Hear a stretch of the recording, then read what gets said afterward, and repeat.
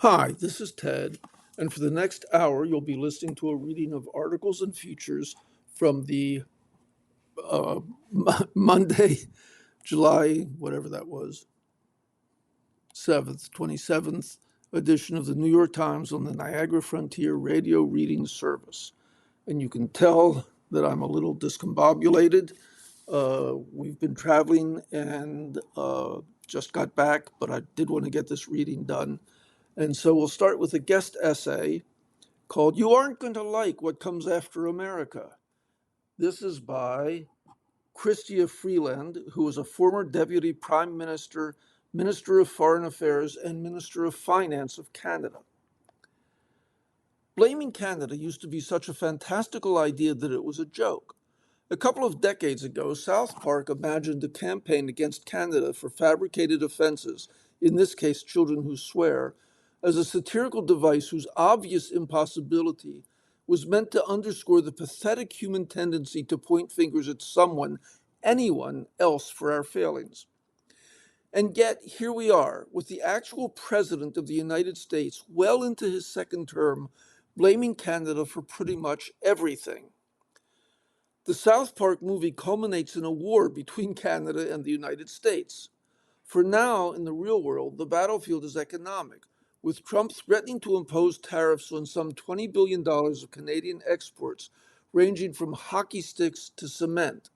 The official pretext is unfair Canadian treatment of U.S. booze, dairy, and cars. That's just the most recent rationale. Earlier in July, Canada's cited crime was being ravaged by the dangerous fires in our own boreal forest.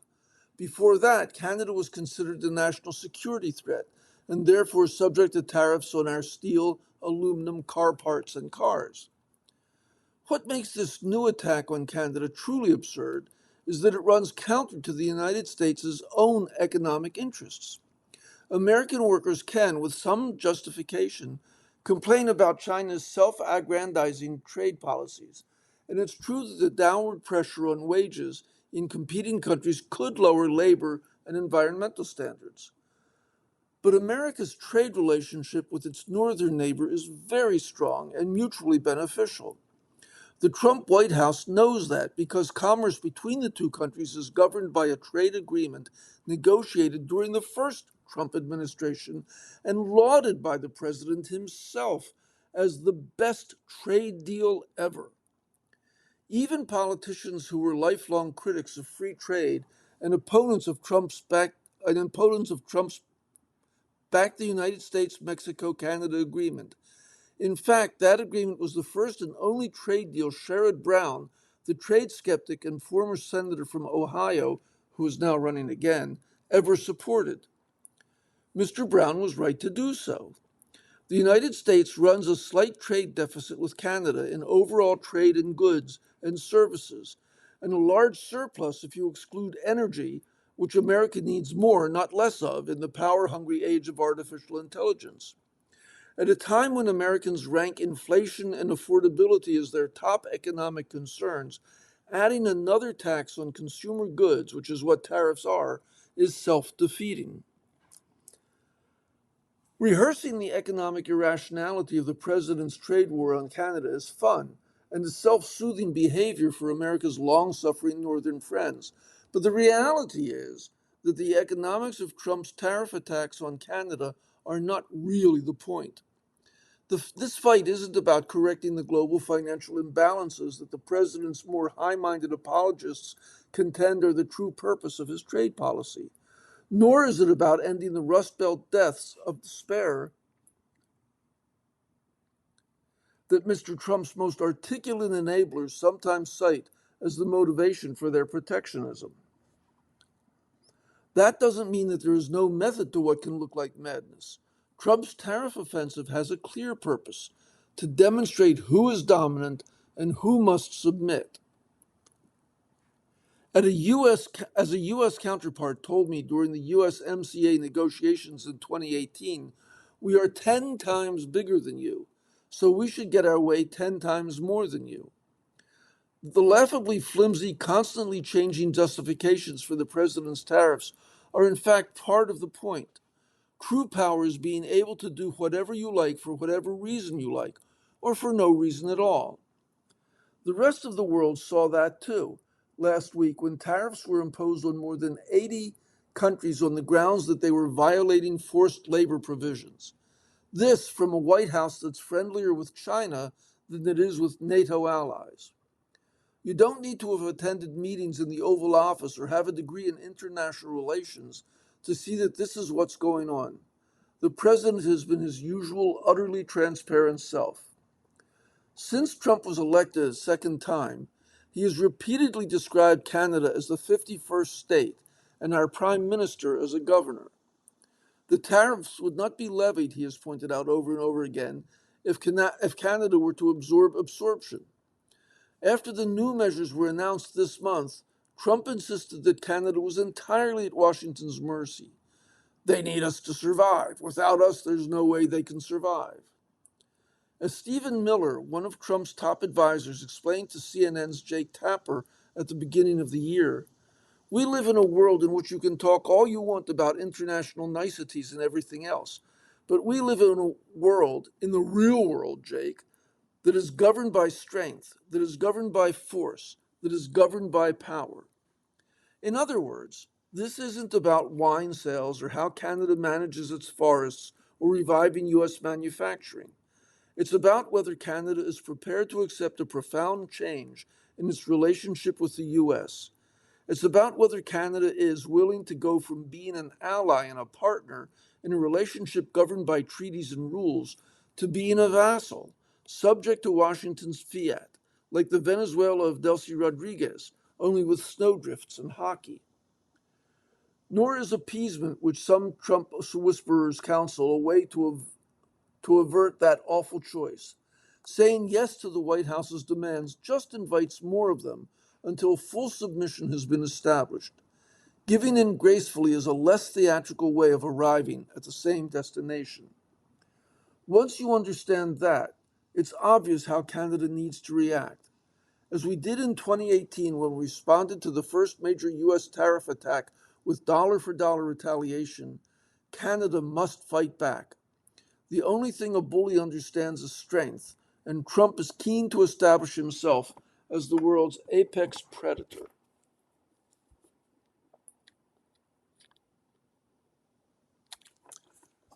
Self-defense works best when you do it as a team, and that is why my friend and former Liberal Party colleague, my former Liberal Party parliamentary colleague, Canadian Prime Minister Mark Carney, has struck such a chord around the world with his call for middle powers to act together. That's the right thing for the rest of us to do. And it's happening faster than Americans may realize. But the big unknown remains what happens in the U.S. Trump has made his view plain. His Washington doesn't have allies. It has only satraps, enemies, and equals, the latter a singular group that includes just China and on some days, perhaps, Russia. That's what makes this fight such a critical test for the U.S. and Americans. The countries of the world, especially America's erstwhile allies, are watching U.S. politics almost closely as Americans themselves are. Inside the U.S., the pressing question is whether the country will remain a democracy. That matters to the rest of us too, of course. But even if democracy eventually prevails inside the U.S., America's old friends will wonder whether Trumpism permanently reshaped Washington's relationship with the rest of the world. Will a post-Trump America try to rebuild genuine partnerships with its like-minded allies based on the idea that win-win outcomes are possible and that even superpowers need to honor their treaty commitments? Or is Trump saying out loud what most Americans have really thought of their allies all along? The U.S. is understandably so preoccupied by its internal trauma and its war of choice in the Middle East that it's easy to imagine that these other foreign relationships are second-order questions. After all, in its 250th year, the Republic really is flirting with authoritarianism. But it would be a grave mistake for Americans to treat their place in the world as an afterthought, because the irony is that Washington is abusing its allies at precisely the moment when it needs them the most. As the war with Iran is demonstrating, even the U.S. is weaker when it goes alone. The U.S. will need friends even more if it hopes to hold its own against China. In 1944, when the U.S. began to construct the Pax Americana in earnest and to invest in the post war recovery of its allies, Washington accounted for close to half of the world's gross domestic product. Today, it is still the single biggest economy, but its share has fallen to just over a quarter. China's is roughly 17%. But add NATO partners along with Japan, South Korea, Australia, and New Zealand, and Team Democracy is back to well over half of the global economy, accounting for as much as 60%. Yet for a lot of its longtime members, that list of like-minded democracies doesn't feel like much of an alliance anymore. A Pew survey published this month showed that in most of the 36 surveyed countries, China was viewed more favorably than the US. That included Canada, where 33% saw America favorably,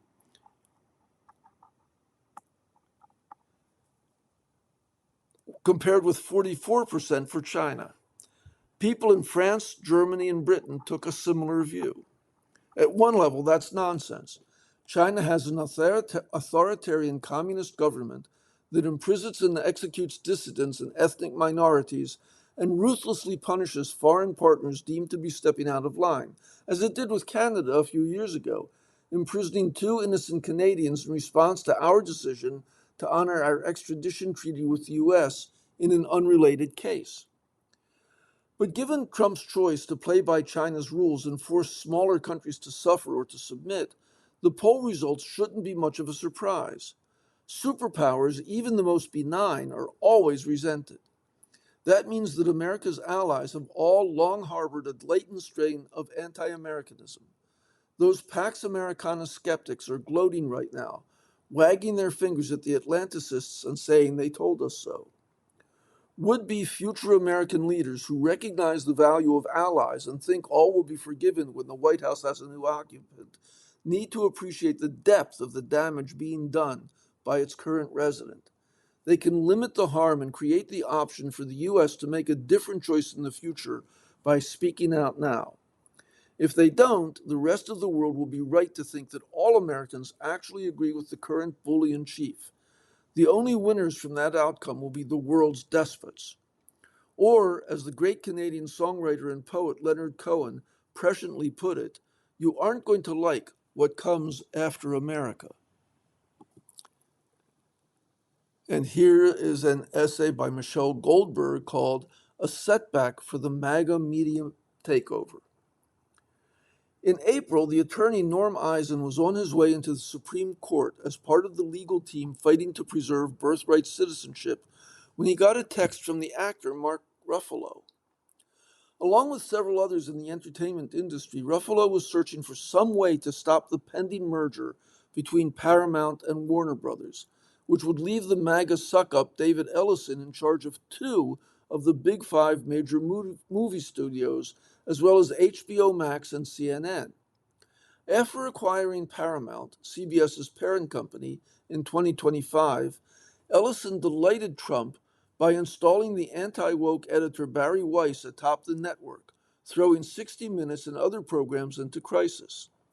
Variety wrote that this rising empire skews alpha male, raising fears that he'd entwine the studio's content more closely with MAGA messaging. Ellison's willingness to cater to the president, he threw a party in Trump's honor in April, is almost certainly why Trump's Justice Department approved Ellison's bid for Warner Brothers, reportedly overruling career officials who worried that it would violate antitrust law. Should the merger go forward, many in Hollywood worried the new media behemoth would greenlight fewer TV shows and films, especially those that displeased Ellison's Republican allies. CNN might become an ersatz Fox News. Ruffalo said any kind of documentaries that are holding power to account will never make it to the marketplace. No one was quite sure how the consolidation could be thwarted. In Hollywood, said Ruffalo, the mood was both fatalist and opportunistic. When Trump stormed back into office, he seemed for a moment like a cultural as well as political conqueror, ushering in a much discussed vibe shift. When his corrupt Justice Department greenlit the merger, Ellison's success seemed inevitable. Besides, many in the industry were deeply wary of Warner Brothers' other suitor, Netflix, which they feared would put fewer movies in theaters. With Ellison about to become one of the most powerful men in movies, many seemed reluctant to cross him. Most of Hollywood, I hate to say it, they just laid down, said Ruffalo. And you're listening to a reading of articles and features from the New York Times on the Niagara Frontier Radio Reading Service. Eisen, a lawyer who's emerged as a sort of attorney general for the anti-Trump resistance, thought there was a path to stopping the merger and saw an imperative to try. Classically, one of the things that you see in a backsliding democracy is the autocrats' favored cronies seizing oligarchical control of the media, he said. That's how things had played out in Russia, Turkey, and Hungary. And now it seemed that the same dynamic was coming to America. What happened next, however, demonstrates the importance of not surrendering to authoritarianism prematurely.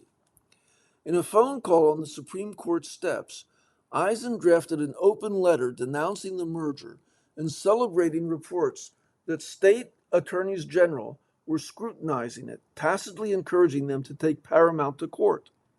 Some leading Hollywood figures, including J.J. Abrams, Damon Lindelof, and Ben Stiller, signed on. A Times guest essay that Ruffalo helped write said, "Despite appearances, the end of this story hasn't been written." He was right. This month, buoyed by a growing movement, 12 Democratic attorneys general sued to stop Ellison's Warner Brothers takeover, arguing that it violated antitrust laws. Variety reported, historically, it's unusual for the states to take the lead on antitrust enforcement actions. But the case was strong enough that last week a California judge issued a temporary restraining order, putting the merger on hold. And on Friday, Paramount, which had hoped to close the deal this month, agreed to postpone the merger until next June, or the end of the trial, whichever comes first. The media reporter Oliver Darcy, founder of the influential newsletter Status, said of the delay, "I think it's seismic, and it certainly puts into question whether this deal will cross the finish line." Obviously, Ellison could still prevail, but at the very least, the delay is likely to cost him a lot of money. When Paramount was competing with Netflix to take over Warner Brothers, it sweetened its offer with a so-called ticking fee, in which Paramount agreed to pay Warner Brothers shareholders about $7 million a day if the deal isn't closed by September 30th. Should the deal drag on until next June, Paramount could be out almost $2 billion. The lawsuit could also put pressure on Paramount to settle, perhaps by spinning off CNN and making guarantees that would protect jobs in Hollywood. In an interview with Status, Rob Bonta, California's Attorney General, said it wouldn't be enough for Ellison to just give up control of CNN, but that such a move would definitely have value. The mere possibility that the deal could be defeated, said Ruffalo, has strengthened resistance in Hollywood. After Paramount announced its pause, SAG-AFTRA, the union that represents actors, broadcasters, and recording artists, finally voted to oppose the merger. There's a growing understanding, said Ruffalo, that if you let yourself be cowed by MAGA, you're doomed. If you fight, at least you have a fighting chance. And they're losing their grip on power. They're losing their grip on their narrative.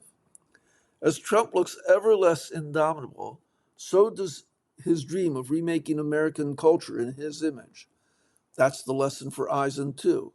That Trump is beatable if you take a page from his playbook and flood the zone with opposition. In Trump's second term, Eisen's 60-person outfit, called Democracy Defenders, has been involved in some of the most consequential legal battles against Trump, protecting birthright citizenship, ending Trump's weaponization slush fund, blocking the Justice Department's attempt to subpoena election officials in Georgia, and stripping Trump's name off the Kennedy Center. They're all about the defense of our democracy, said Eisen, and in some ways the Paramount Warner Brothers case is as important as any of them. And now another one. A historic shift is underway in Asia. This by Jennifer Kavanaugh. A historic shift has gathered pace across Asia this summer. Over the past several weeks, China has extended maritime patrols to cover Taiwan's east coast, demonstrating its ability to encircle the island. It has intensified military, trade, and diplomatic pressure on Japan and test fired a submarine launched ballistic missile that showcased its growing sea based nuclear capability. With an eye on China's growing power, other countries have drawn closer, revealing the contours of an emerging new security architecture. Japan has strengthened defense ties with Australia, the Philippines, and India, and it is discussing closer cooperation with South Korea. Japan has also scrapped its long-standing restrictions on defense exports and is moving to join South Korea as a regional arms supplier, while Australia has signed a new agreement with Pacific Island nations, including a mutual defense pact with Fiji. Since Trump's return to office, uncertainty over his commitment to the defense of Asia has sparked warnings that Beijing could seize the opportunity to be more assertive, pushing U.S. allies to band together. Those wheels are now turning, bringing new risks. Major changes in global security rarely unfold smoothly. Yet this doesn't have to mean that we are entering an era of instability for an economically dynamic part of the world that remains vital to U.S. strategic interests. An order in which Asian countries assume greater responsibility for their own defense and rely more on one another and less on an increasingly distracted U.S. could ultimately prove stable and secure. At any rate, it's unavoidable. An overextended U.S. is less prepared to underwrite Asia's security indefinitely than it once was. The war with Iran has exposed the limits of the U.S. military power and prompted Washington to divert military assets from other parts of the world, including the Asia Pacific region. And Trump has made clear that he wants U.S. allies to contribute more to their own defense. His administration has already announced significant reductions in the U.S. military presence and commitments in Europe. No comparable plans for Asia have emerged yet. A transition to a more self-reliant Asia must be managed carefully. If Beijing perceives a rapid weakening of American commitments or sees U.S. allies as newly vulnerable, it might conclude it has greater freedom to press its territorial and security ambitions, raising the specter of military confrontation. Fear of that possibility and of U.S. abandonment could quicken the arms race already gripping East Asia. China has steadily built its armed forces and expanded its nuclear arsenal. Japan has recently begun deploying longer-range missiles. South Koreans are debating whether their country should develop its own nuclear weapons. And Australia is investing in nuclear-powered submarines and missile capabilities. Alarming as those developments sound, history has shown that Asian countries with diverse interests and forms of government can build working partnerships without deep U.S. participation. The 11-member Association of Southeast Asian Nations, founded in 1967, is often criticized as slow and indecisive in responding to shared challenges and has done little to counter China's expansive territorial ambitions in the South China Sea. But ASEAN has helped to maintain peace among its members in a part of Asia previously torn by decades of war, and provided a framework for Southeast Asia to engage with China. A more balanced sharing of the security burden needn't weaken deterrence. Deeper cooperation between countries such as Japan, the Philippines, and Australia would actually strengthen the first line of defense against security threats, backed up by a gradually reduced yet still robust U.S. military presence. As U.S. allies become more capable and integrated, it is only fair that they shoulder more of the costs of their own protection, freeing up thinly stretched American forces to meet global security challenges elsewhere. The United States, for its part, could continue to coordinate closely with its Asia-Pacific allies, take the lead on tasks central to U.S. interests, such as keeping vital sea lanes open, and work to maintain stable relations with China. That kind of allied system would be stronger militarily, more durable over the long term than one that is over reliant on the US and able to act collectively if American assistance is delayed or unavailable. At any rate, the Middle East is proof that heavy American involvement is no guarantee that international rivalries won't explode into conflict. The U.S., along with Israel, started the war with Iran, exposing America's partners in the Persian Gulf to Iranian attacks and disrupting global trade. As a result, some Gulf states are rethinking their reliance on Washington and exploring ways to maintain their security through partnerships among themselves, which may even include Iran. The U.S. will remain a power in the Pacific, but the strategic balance has already shifted. American allies and rivals alike are wealthier and more capable than they were a generation ago, and U.S. forces are overstretched. Asia is adjusting to that new reality. And as we approach the opening of our local Costco, here's an article by Frank Bruni of Costco and Cliques. Costco is having a moment. I don't mean as a bazaar of bizarrely large quantities of walnuts, wheat thins, and teeth whitening toothpaste. I mean as a symbol, as a retort to what's wrong with America beyond its unvarnished walls. In The Atlantic in December, Jake Lundberg wrote an excellent tribute to Costco's efficiency and constancy. He said, quote, "In an age of broken institutions, insufferable politics, and billionaire businessmen auditioning to be Bond villains, most things feel like they're getting worse. Costco seems to stay the same." End quote. Adam Chandler evidently agrees. In the Wall Street Journal this month, he artfully cast Costco as a sorely needed point of consensus in an endlessly bickering country. The article's headline was "The One Thing Everyone in America Can Agree On? Costco." I don't know about everyone. I myself am a Costco fan. I get my eyeglasses as well as my canned tuna there. But I have some acquaintances who find it a depressing burlesque of American bounty, others who simply lack the closet space for a 6-month supply of toilet paper, and still others who've never been to Costco and don't care. The paeans to the store perhaps overstate its microcosmic significance and healing powers. But they're right that grocery shopping is as lucid a mirror of our moment as anything else. And what it really reflects is the fragmentation that Costco supposedly pushes back against. That's the rule to which Costco represents a bit of an exception. When it comes to groceries, as it does to clothes or cars or gyms or housing developments, we're the willing targets of ever more aggressive sorting and tiering. Different merchants target different groups with the promise to validate their particular tastes, accommodate their specific values, affirm their exact stations. Their marketing identity as much as they are poultry and peanut butter. They're creating tribes. I live on the border of Chapel Hill, North Carolina, and Carrboro, North Carolina, where a suburban aura mingles with a college town vibe.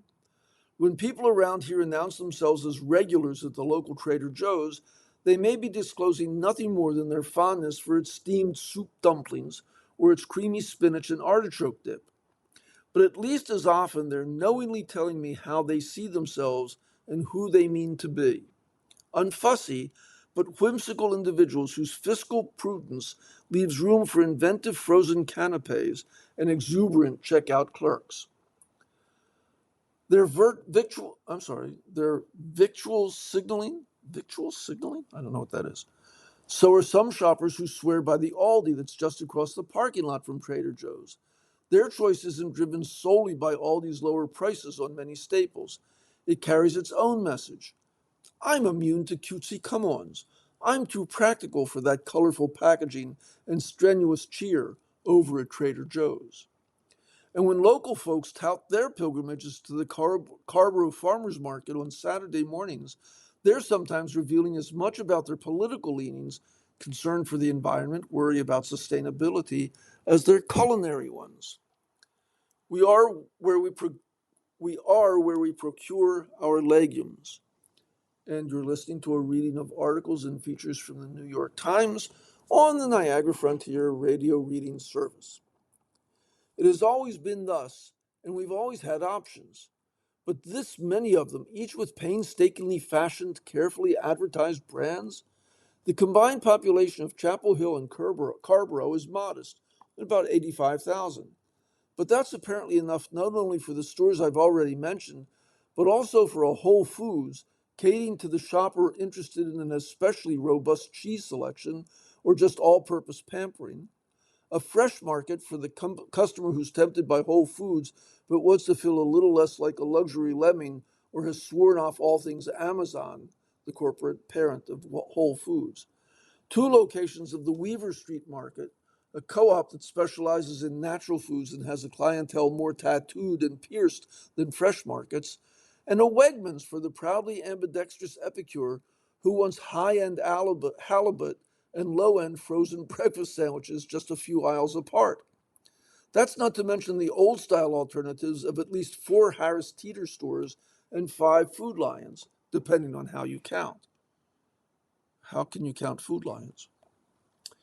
If the denizens of Chapel Hill and Carborough can't agree on where to buy cereal, how can the voters of the U.S. come together on tax reform?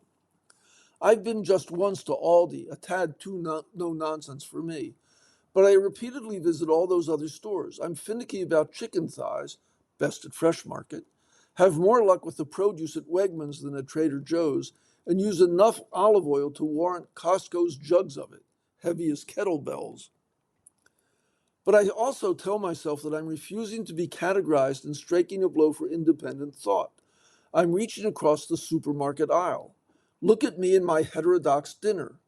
Of course, that's its own identity, its own vanity. So where to head for the lamb I need for a dinner party I'm hosting in a few nights?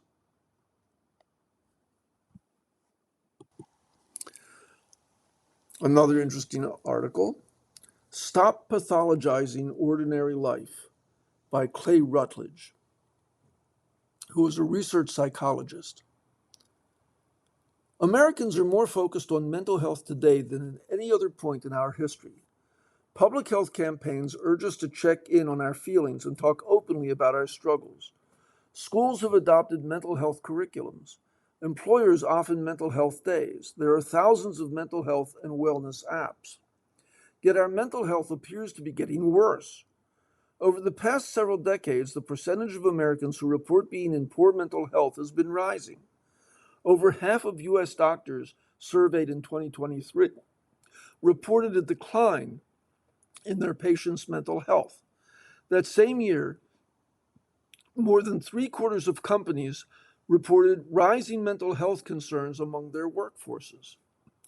Could our preoccupation with mental health be part of our problem?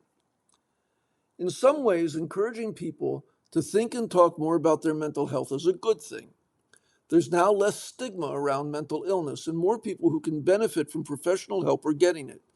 But there's also reason to believe that efforts to bring attention to mental health struggles are inadvertently making us more vulnerable to psychological distress. Start with our expanding conception of mental illness. The more fixated we are on mental health, the more sensitive we become to anything that might qualify as a symptom, and the more we use clinical language to describe normal emotional experiences like grief, burnout, and loneliness. This broadening of what we think counts as a disorder, known as concept creep, encourages us to pathologize ordinary life and see ourselves as mentally unhealthy. Then there's our perception of how widespread mental illness is. By broadening what counts as a disorder, we begin to see it everywhere, including in ourselves. Research has found that when people view social media posts that normalize anxiety disorders, they become more inclined to think they have one. Nearly a third of American adults and half of Gen Z adults have given themselves a diagnosis of a mental illness based on information from social media. And research suggests that people who rely on social media for information about mental illnesses tend to have less accurate knowledge about them. But the problem isn't just that many people give themselves incorrect diagnoses. It's also that these misperceptions can put people on the path to developing poor mental health, a kind of self-fulfilling prophecy. When people in one study were encouraged to adopt a broad view of what constitutes trauma, they reported greater levels of distress after watching a film clip with disturbing content and were more likely to describe the experience as personally traumatic. Or consider anxiety. A certain amount is useful. It helps keep us alert and motivated to reach our goals. But start viewing anxiety as a disorder and can become hypervigilant about avoiding anxiety provoking situations, which in turn can increase the risk of developing an actual anxiety disorder. None of this means we should abandon concern for mental health. It means we need a different approach, one that supports psychological well being without fixating on it. Fortunately, some of the most effective strategies for taking care of our mental health help get us out of our heads. Start with exercise. A growing body of research indicates that exercise does as good a job at reducing symptoms of anxiety and depression as psychotherapy or medication, and in some cases better. And exercise supports good mental health for everyone, those with and without mental health diagnoses. Activities such as volunteering and performing acts of kindness for others are also powerful ways to support mental health.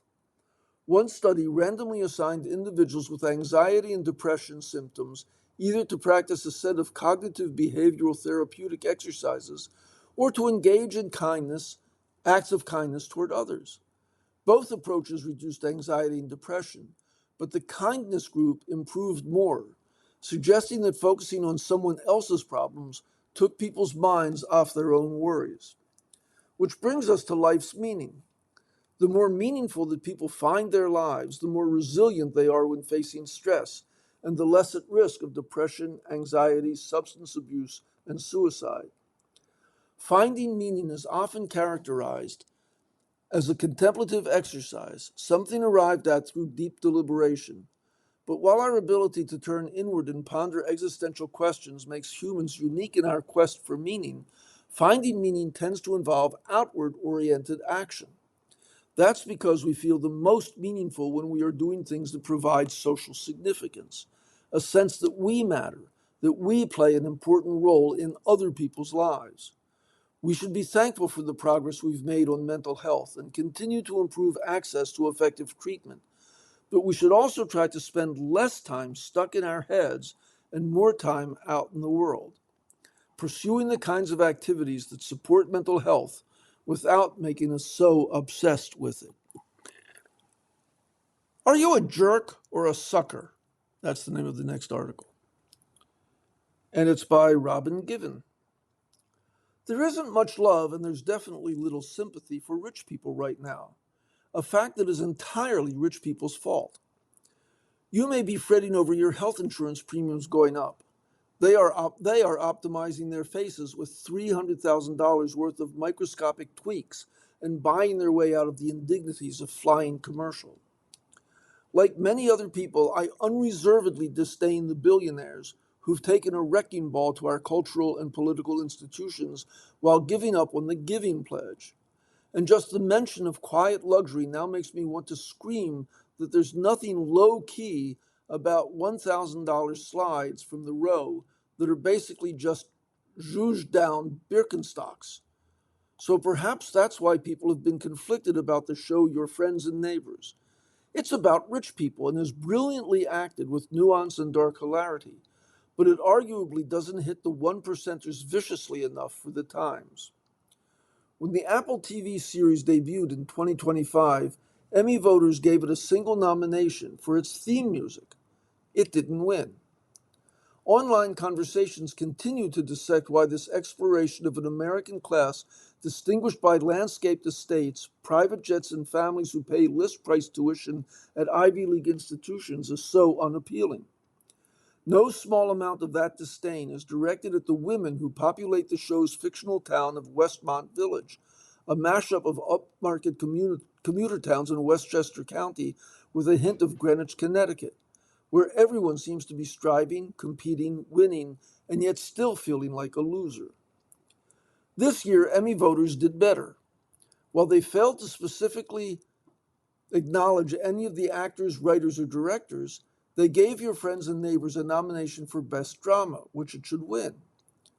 For all its aspirational schadenfreude, it's really a humane homily for us all about the bumbling universality of trying just to be seen. Your Friends and Neighbors revolves around Andrew Cooper, known as Coop, who, played with chest-forward confidence by John Hamm, Coop, a discontented midlife version of the effortlessly seductive Don Draper, is conventionally handsome and has a body made for a business suit, a jock foundation with a soft outer layer formed by cocktail-soaked suburbia. Coop worked in hedge funds, where clients trusted him to make their money make more money, until a one-night stand with a junior employee doomed that career. His wealth lacks the patina of Gilded Age, the sweat stains of the Industrial Revolution, and the tech bros' blithe futurism. Coop didn't invent anything or improve anything. He's just well paid, and he lives among other very well paid people who spend their money in a competition to accumulate things. It's expensive being rich. You have to keep up. When Coop loses his job, he begins robbing those same friends and neighbors of watches, artwork, and baseball cards, and fencing the loot. For a time, Coop enjoys being a thief, the relative ease of it, the payoff, but also the sense that he's exacting a degree of revenge on the smug community he both loathes and admires. Coop is like so many of us, no matter our income. We're conflicted by the financial success of others. We always think we'd be better at being rich, more empathetic and philanthropic, better dressed and better behaved than the people who actually are. You think you wouldn't be a jerk until you realize being the only decent soul in a room full of rich jerks makes you feel like a sucker. Your Friends and Neighbors makes you wonder, does anybody actually earn outsized financial success? Can you be that rich and also be a good person? Are the only people putting faith in the American capitalist dream just creeps or chumps? That's not the most uplifting storyline, but it's a timely one.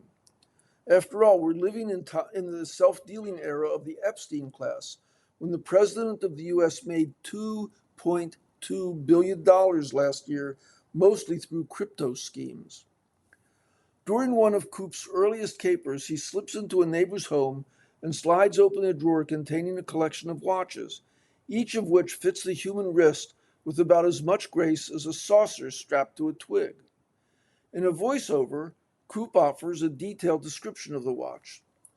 The Patek Philippe Nautilus, sealed 18-karat white gold blue sunburst dial, water resistant up to 30 meters.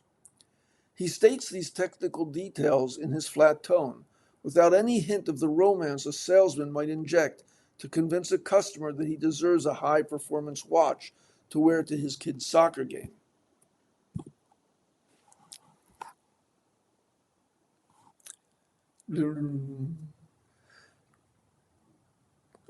All anyone really needs to know is that the Nautilus retails for more than $70,000. It's valuable because it's expensive, and the right people know just how expensive. Coop may be stealing glitzy objects to maintain his socioeconomic standing, but he's also leveraging the audacity, desires, and insecurity of his neighbors to manage his own version of that toxic monster. That monster is in all of us. We don't turn into cat burglars, but plenty of us scour sample sales, vintage shops, and discount bins looking for certain brand name costumes to heighten the character we feel compelled to play in our own lives.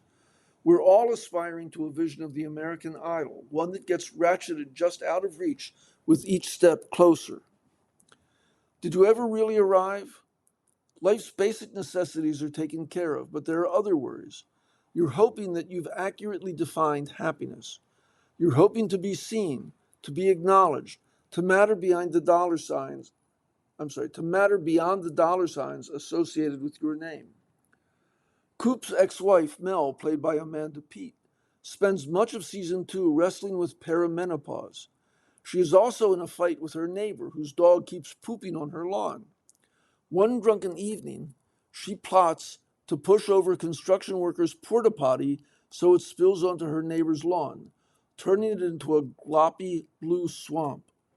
You're listening to a reading of articles and features from the New York Times on the Niagara Frontier Radio Reading Service. I asked these people 50 million times to curb their dog. Keep your dog in your own yard. They ignored me time and again, she explains to Coop in a mix of anger and despair. They never took me seriously. They made me feel like I was nothing. Rarely have I seen such righteous existential rage expressed with such relatable vulnerability. Packed into her storm of emotions are big questions, petty ones, and simple observations, all of them rooted in the need to matter.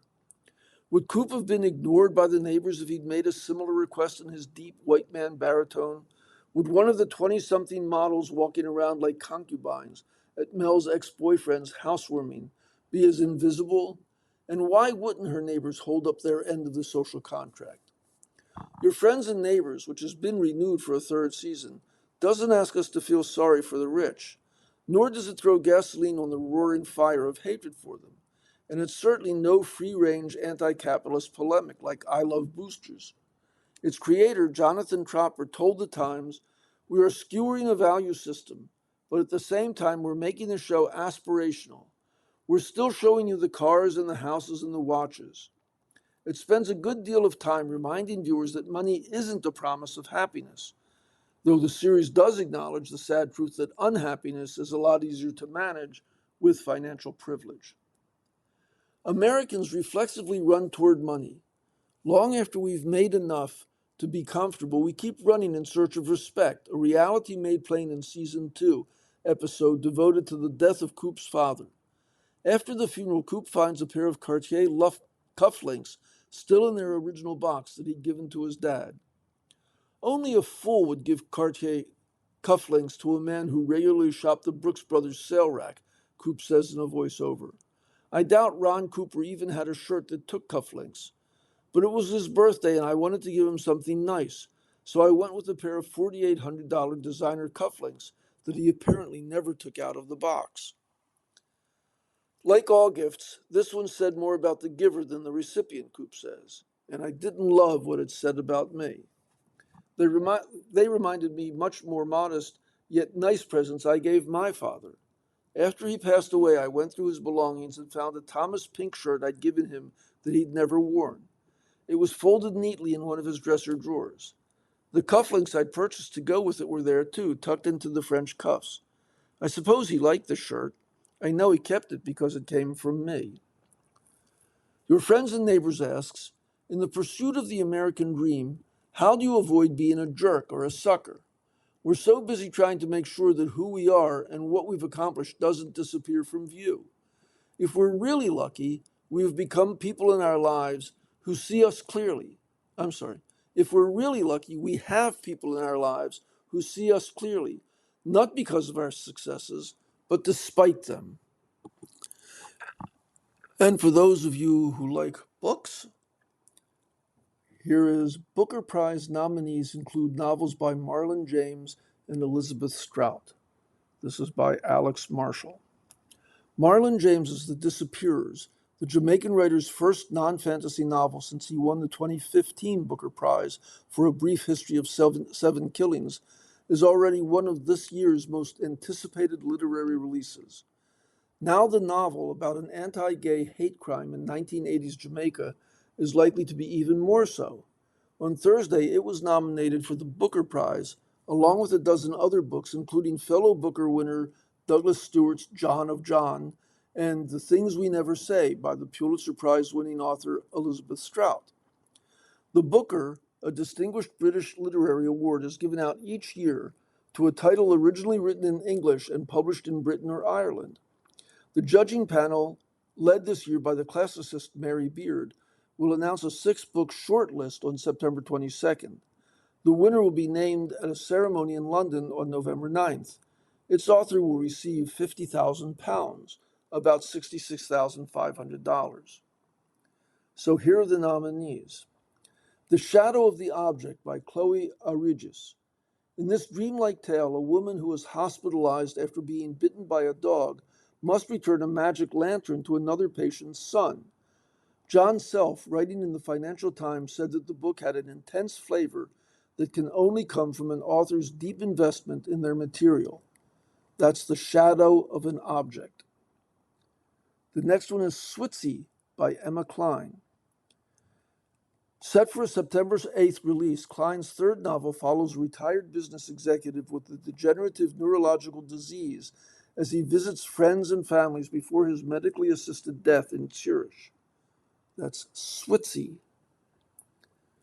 Helen of Nowhere by McKenna Goodman. The author's second novel centers on a professor who, after losing his job and partner, heads to the countryside where he hopes to live a bucolic existence he's not ready for. Joe Hamya in The Guardian called it a perfect fairy tale for our times. That's Helen of Nowhere. The End of Everything by M. John Harrison. A beachcomber pulls a mysterious being from the sand in this science fiction novel set in a coastal town. John Self in the Times of London said that Harrison has been writing confounding brilliant books for more than 50 years, and this was another one. That's The End of Everything. The Disappearers by Marlon James. James's latest, which is scheduled for a September 1st release, revolves around 8 men in 1980s Jamaica who respond to a casting call for a play with openly LGBTQ themes and are then met with bigotry and violence. That's The Disappearers. Black Bag by Luke Kennard. This eccentric, amusingly slanted campus novel, as described by Philip Womack in the Times Literary Supplement, reimagines an old academic experiment in which a man attends lectures covered in a black bag within contemporary academia. Okay, that's The Black Bag. The Renovation by Kenan Orhan. A Turkish exile living in Italy hires builders to remodel her bathroom and discovers that they've built a prison cell instead. M.J. Franklin in the New York Times said that learning its premise was sufficient to make him think, enough, I'm in. That's The Renovation. May We Feed the King by Rebecca Perry. Perry's novel begins with a curator transforming a former palace to make it look historically accurate, then darts hundreds of years backward into the world of a medieval king. Melissa Harrison in The Guardian called it a highly wrought puzzle box of a book. The Palm House by Gwendolyn Riley. Riley's latest book recounts the travails of an editor and a contributor to a highbrow magazine after a new executive arrives to shake it up. Christian Lawrenson in the New York Times described Riley as a novelist who's as thoroughly unsentimental as J.M. Coetzee or Michael Houellebecq. That's The Palm House. The Things We Never Say by Elizabeth Strout. A depressed high school history teacher discovers a long-hidden family secret in this story by an author who has been nominated for the Booker twice before, for O. William and My Name is Lucy Barton. Maggie Shipstead, writing in the New York Times, said this latest work rewards rereading. It's The Things We Never Say. John of John by Douglas Stewart. A gay man returns to his abusive father's farm on a Scottish island in the latest work by the author of Shuggie Bain. In the New York Times, Mark Harris called Stewart's latest work a moving, suspenseful, completely worth your time book. That's John of John. All Them Dogs by Jamel White. White's debut novel is about a Dublin gangster who flees from a feud and then tries to return to a life of crime 5 years later. Elizabeth Mannion in the Irish Times said the novel was beautifully audacious and filled with street lyricism. All Them Dogs. The Vivisectors by Missouri Williams. An academic befriends a student involved in a culture war controversy in this experimental novel. Ann Manoff in the New York Times said the novel promises a dangerous critique of contemporary sexual and cultural politics and a narrator who sympathizes with the collective enemy. Instead, it retreats into metaphor and meteorology. That's The Vivisectors. And that's the whole list, and that's it for today. This is Ted. I've been reading articles and features from the New York Times on the Niagara Frontier Radio Reading Service. As always, I hope you enjoyed it, found it helpful. I certainly enjoyed it, and I look forward to talking to you next week. Thank you for listening. Bye.